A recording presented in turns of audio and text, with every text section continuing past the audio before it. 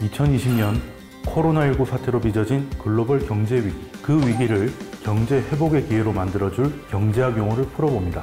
위기를 이기는 경제학.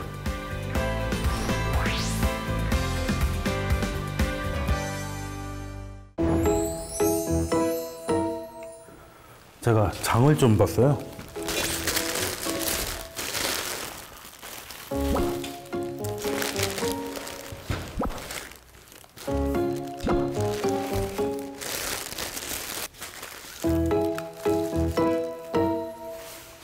이제 곧 추석인데 이게 다 얼마치일까요?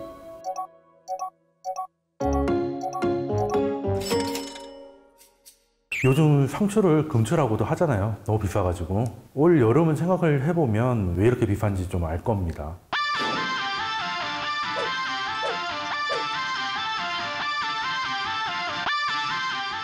긴 장마 때문에 채소값이 폭등을 했죠. 기본적으로 한 20%, 30%씩은 다 올랐고 더 오른 것도 있다고 합니다. 덕분에 추석 차례상 물가는 더 많이 올랐는데요. 추석 명절에 들어가는 돈이 더 많아졌다는 거예요. 월급은 그대로인데 준비하는 비용이 늘었다.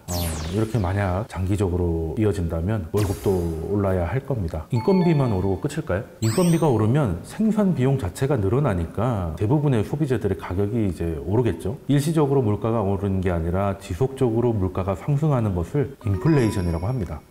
그 중에 특히 농산물 가격이 상승하는 걸 에그플레이션이라고 합니다. 농산물 가격이 오르면서 다른 것들의 가격과 비용이 줄줄이 오르는 걸 얘기하는데요. 에그플레이션은 어그리컬처, 농업과 인플레이션, 물가 상승이라는 단어가 합쳐진 신조어인데요. 곡물의 수요는 늘어났는데 유가가 높아서 물류 비용이 증가했다거나 기후변화로 인해서 작황이 좋지 못하든지 결국 수요가 늘어났는데 공급이 원활하지 못하고 이 와중에 비용까지 증가를 했다면 당연히 국제 곡물 가격은 상승할 수밖에 없겠죠.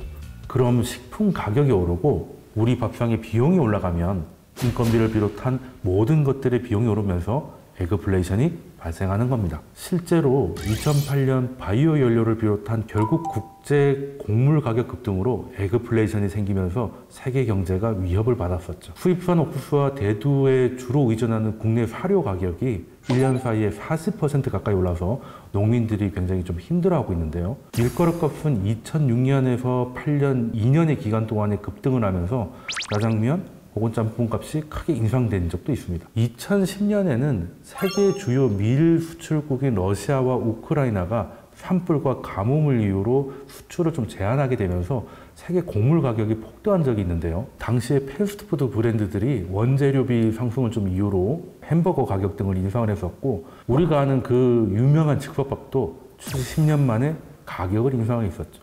2010년에 러시아의 곡물 수출 제한의 그 나비 효과로 반년 뒤에는 2011년에 아랍의 봄이 촉발을 하게 됩니다.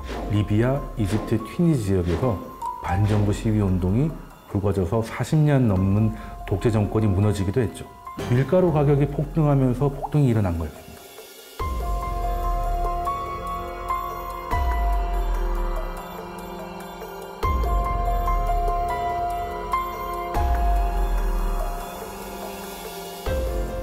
이미 시리아는 2005년 때부터 가뭄 때문에 밀가루 가격이 60%나 올라가 있는 상황이었는데 경기가 추가로 침체되고 실업자가 늘어나면서 결국 내전에 치닫게 되죠.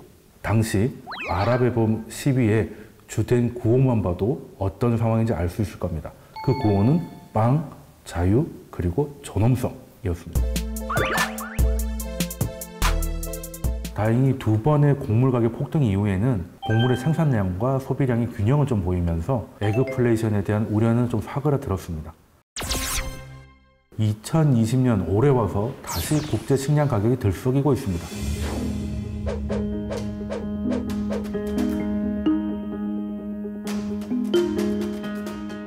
코로나19로 인해서 글로벌 곡물 수출국들이 수출 제한이 혹은 중단에 나설 수 있다는 우려하고 실제로 중단하지 않아도 물류가 문제가 생기면서 에그플레이션이 나타날 수 있다는 우려가 나온 겁니다.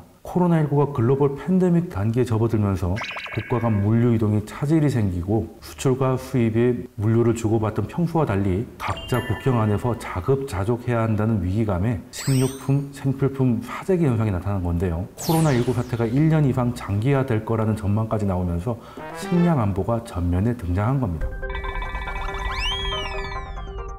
우리나라는 주로 식용쌀은 국내 생산에 의존하고 가공식품과 사료용 곡물은 대부분 수입에 의존하고 있습니다. 국내 밀가루 업체들은 대부분 미국, 호주, 캐나다에서 밀가루 원료를 수입하고 있는데 업체별로 2, 3개월분의 재고를 보유하고 있어가지고 당장 수급에는 문제가 없다고 하지만 원재료 수입이 원활하지 않은 상황이 만약에 생겨버린다면 공급에 문제가 생길 수가 있다는 것도 업계의 입장이었습니다. 그리고 우리보다 더 식량 수입에 의존하는 국가들은 식량 전쟁이 벌어지는 게 아니냐며 심각하게 우려를 드러내고 있는데요. 2010년 에그플레이션의 여파로 중동과 아프리카에서 내전이 벌어지고 굶어 죽는 사람들이 나왔잖아요. 2020년 9월인 현재 코로나19는 아직도 해결되지 않았지만 다행히 국가 간의 수출 제한은 현실화되지 않다 보니까 에그플레이션에 대한 우려는 크게 높아지진 않은 상태입니다. 그런데 에그플레이션은 바로 당장 눈에 보이는 건 아닐 수 있어요. 우리가 계속 지구온난화로 인한 기후변화를 겪고 있기 때문에 언제든 먹고 사는 것에 위협을 받을 수 있다는 뜻입니다. 에그플레이션은 경제 용어지만 관련된 이야기들은 환경과도 관련이 있습니다. 지구온난화를 늦출 수 있는 행동들이 좀 필요한데요.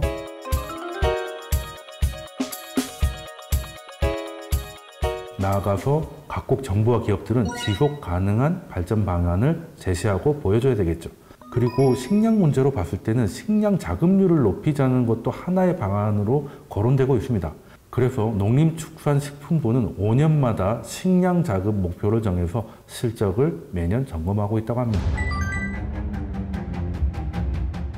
지금은 코로나 이런 물류 문제보다는 이례적인 장마나 태풍 때문에 고생을 많이 했는데 그게 우리나라뿐만이 아니라 지금 미국도 화재, 산불 이런 것 때문에 많은 고통을 겪고 있는 게 이게 일시적인 일이 아니라 기후변화 때문에 문제가 생길 수 있다는 걸 보여주는 경고 같기도 하고 그리고 심지어 남극기지에서 지금 잔디가 자라고 있다고 하잖아요. 그렇게 되면 가장 문제가 되는 게 우리의 그 농업과 관련된 문제들이 생길 수가 있는데 이거를 이제 회색 코뿔소라고 하는데 이게 다가오는 걸 보고 있음에도 불구하고 대처를 하지 않아서 결국에는 위기를 맞이하게 된다는 얘기가 있는데 당장 올 여름 긴 장마라든지 잦은 태풍 등의 여파로 이렇게 가격이 올라버린 채소들을 보고 있으니까 에그플레이션 같은 일은 절대 일어나지 않았으면 하는 바람이 생깁니다.